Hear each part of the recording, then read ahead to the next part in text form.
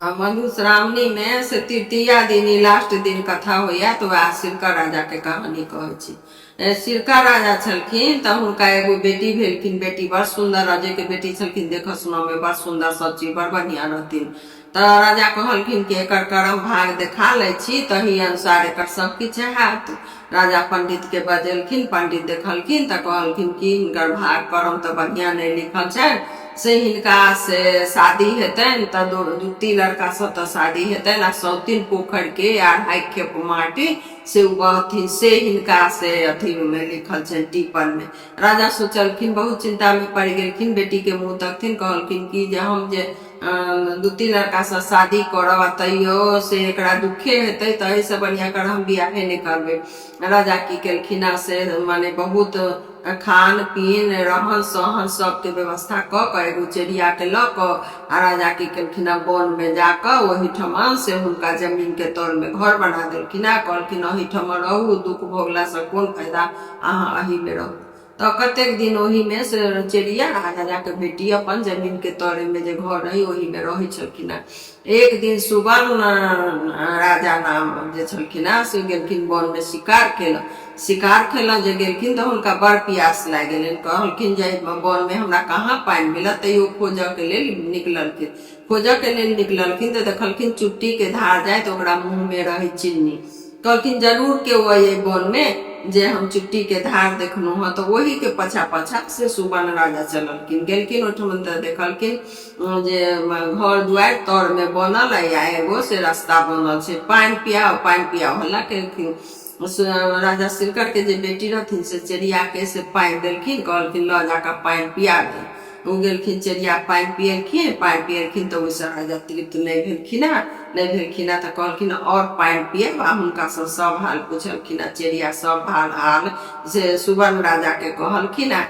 सुवर्ण राजा कहलखिन जे हम कनी भेंट करब, आबि कऽ हुनका से भेंट कर कहलखिन सब बात से सिरका राजा के बेटी सुनेलखिन। कहलखिन जे हम बियाह नहीं करब। फिर सुवर्ण राजा जे छलखिन से राजा अथी सिरका राजा के बेटी के देख कऽ मोहित भऽ कहलखिन अहाँके किछु नहीं हैत, चलू हमरा से अहाँ बियाह करू। बियाह क आ किछु दिन दुनू साथ में भोग विलास केलखिन। तकर बाद कहलखिन कि जे हमरा से मधुश्रावणी आबि रहल छै पूजा करऽ के, से ओहि दिन सासुरे के सब चीज ल के होइ छै, त हमरा एगो साड़ी कपड़ा आ एगो चोंगा हमरा भेज देब, तैसे से हम गौर पूज लेब। कहलखिन राजा ठीक छै। राजा तो अपन सुवर्ण राजा चल गेलखिन। ओतऽ गेलखिन तो ओतऽ कहलखिन रे जोल्हा से एगो बढ़िया साड़ी पटोर बना दे, एगो चोंगा बना दही, आ हम से कौआ के देवे, कौआ लऽ के चल जेते। रानी के पहला जे बियाह केने छलखिन रानी के मालूम भ गेलै। रानी कहलखिन रे जोल्हा तोरा की कहलको राजा, त राजा कहलखिन छन भाई से साड़ी पर बुन देवरा। तो कहलखिन जे ऊपर में नहीं किछु आ तौर में लिख दियही से छाती हाथ झोटा लात, तो तौर में लिख दिए जे पढ़थिन रानी तो हुनका पता चल जेते।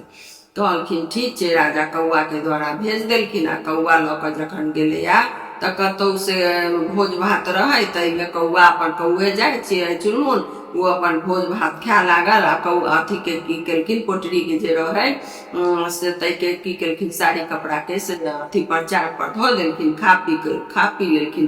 कौआ अपन बिसरि गेलखिन त रोजो के नहीं कहलखिन।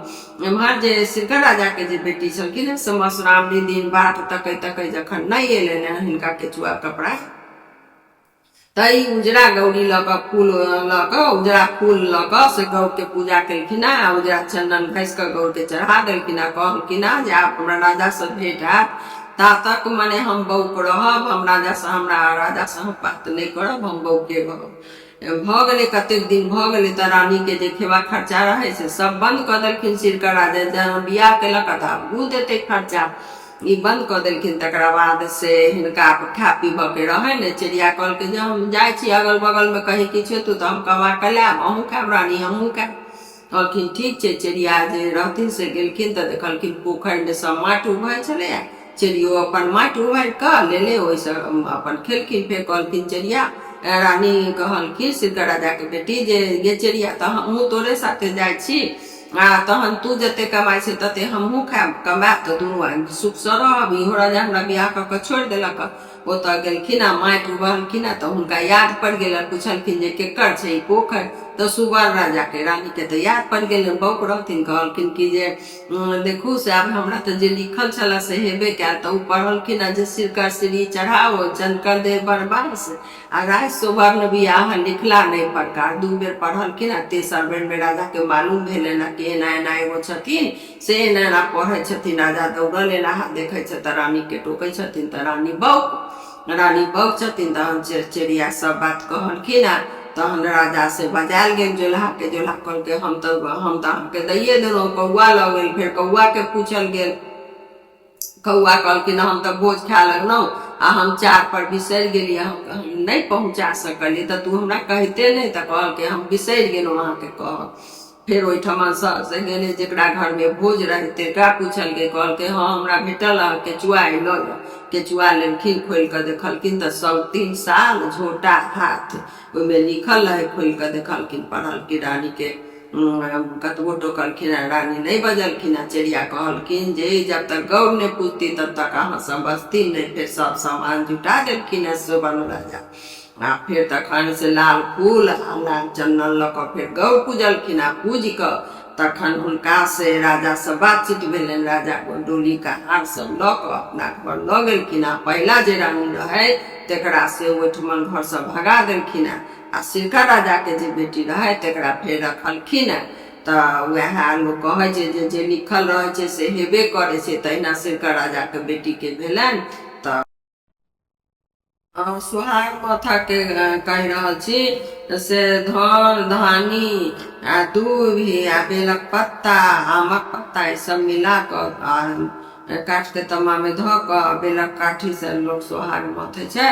तहन से सुहाग जे सुहागिन छथिन से सुहाग बाँटे छथिन। तऽ सबसे पहले सुहाग से लेवे ला गेलखिन गोआरनी। तऽ कहलखिन गौरी दाई कनी सुहाग हमरो देव।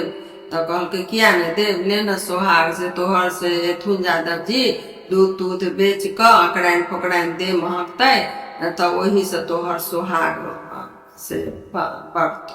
तहन गेलखिन से कैथ गेलखिन तऽ कहलखिन गौरी दाई हमरो कनी सुहाग देव।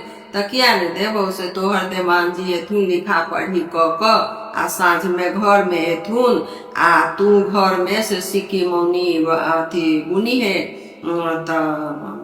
दिमागी प्रसन्न हेथुन तनी से तोरा से सुहाग बढ़तौ।